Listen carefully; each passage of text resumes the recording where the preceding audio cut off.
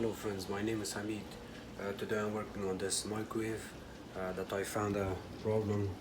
The customer's complaint was that it's not heating, so I opened this unit apart and I found that the diode or high voltage rectifier is defective and it's deteriorated badly, and this indicates that this microwave was leaking.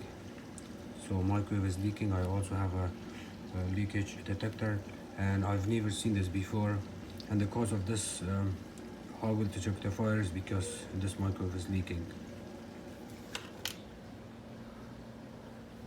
I can also see crack here, crack there, but the microwave is functioning fine, and the location of the diode is just inside there.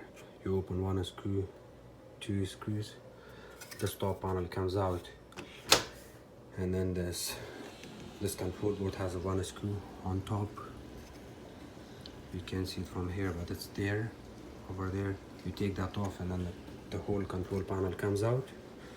I put a glass of water after replacing the high voltage rectifier, and I'm gonna test it. So at the same time I'm running this microwave, I will also check for leak. I bought this microwave leakage detector from Amazon for $37, includes shipping.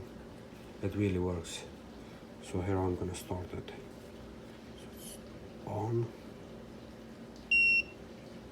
start.